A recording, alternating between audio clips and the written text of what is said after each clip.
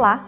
Meu nome é Priscila e estarei aqui junto com vocês, líderes comunitários, nesta sessão do programa Crescendo com Você. Que bom ter vocês aqui novamente. Essa participação é fundamental e extremamente importante, porque juntos estamos aperfeiçoando o que já sabemos e aprendendo coisas novas para cuidar e proteger as nossas crianças. Hoje iremos falar sobre gerenciamento de risco. Então vamos lá?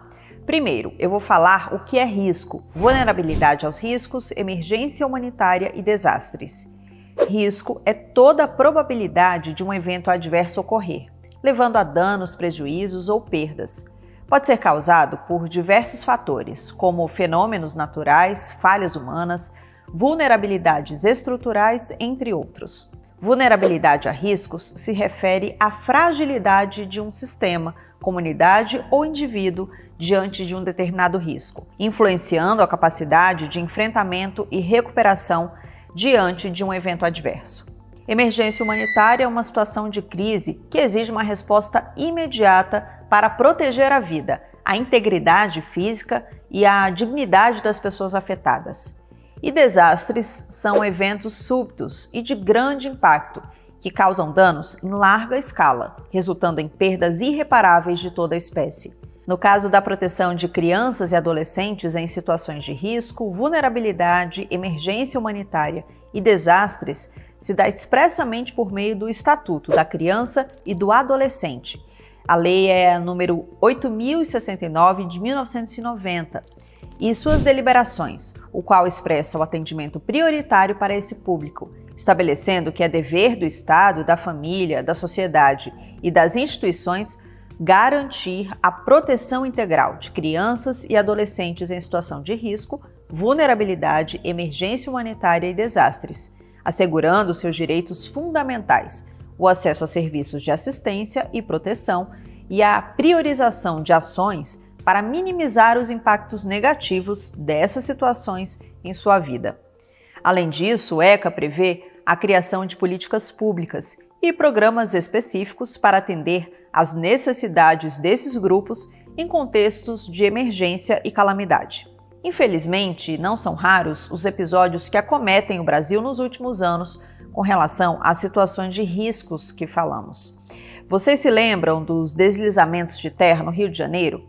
Em 2011, fortes chuvas provocaram deslizamentos de terra na região serrana do Rio de Janeiro, causando centenas de mortes e deixando milhares de pessoas desabrigadas. E o rompimento da barragem em Brumadinho, em 2019?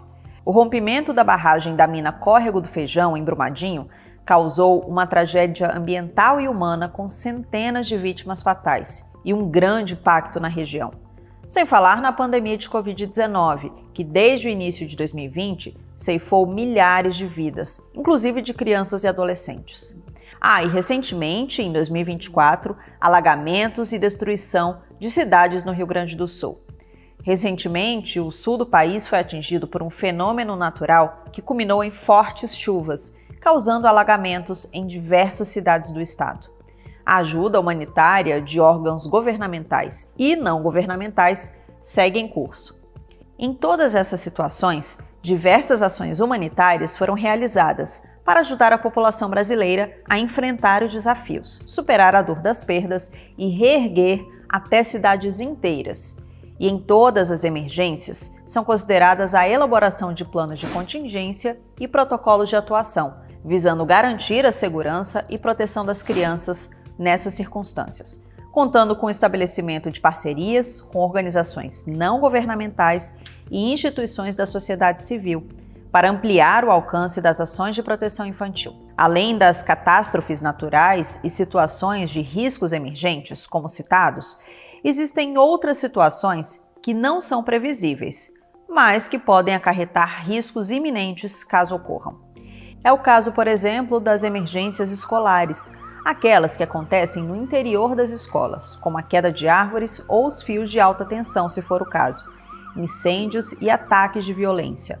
Nestes casos, o mais assertivo a ser feito é o trabalho preventivo, que consiste em conscientização de toda a comunidade, dentro e fora da escola, e parcerias com órgãos competentes do poder público e privado, se for o caso, para a capacitação dos profissionais e dos alunos. Geralmente, este trabalho é bem divulgado e desenvolvido no que se refere aos primeiros socorros e à necessidade de evacuações prediais e emergenciais, realizados por instituições como o Corpo de Bombeiros, as polícias e guardas metropolitanas e equipes de saúde locais. Proteger as crianças em situações adversas, como incêndios, emergências e ataques, entre outros, requer planejamento, preparação e prática. É nesse sentido que a participação ativa de vocês, líderes comunitários, é essencial e especial, por assim dizer, pois são vocês que irão fomentar a articulação e viabilizar as ações nos espaços devidos. Mas o que fazer para proteger as crianças em caso de riscos, emergências e outras situações adversas? Algumas medidas que podem ser tomadas para ajudar a mantê-las seguras consistem em educar as crianças sobre como agir em emergências, ensinando-as a identificar sinais de perigo e como reagir de acordo. Criar um plano de evacuação em caso de incêndio ou outra emergência e praticá-lo regularmente com as crianças. Ensinar as crianças a memorizar números de telefone importantes, como o número de emergência local, o número dos pais e o endereço de casa. Colocar um kit de primeiros socorros em casa e ensinar as crianças a usá-lo quando necessário. Ensinar as crianças a se protegerem em situações de ataque, como se esconder em um lugar seguro ou correr para longe do perigo.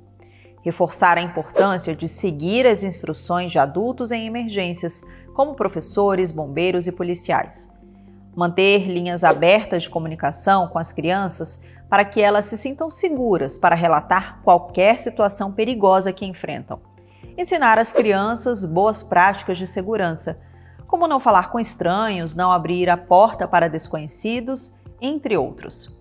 Ensinar as crianças a identificar sinais de perigo em suas casas ou locais que frequentam, como saídas de emergência, extintores de incêndio e rotas de fuga. Vale lembrar que é importante tratar esses assuntos de forma adequada à idade da criança, explicando de maneira simples as medidas de segurança e praticando-as regularmente para que se tornem hábitos.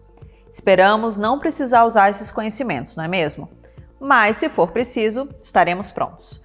Muito obrigada pela participação de vocês e até breve!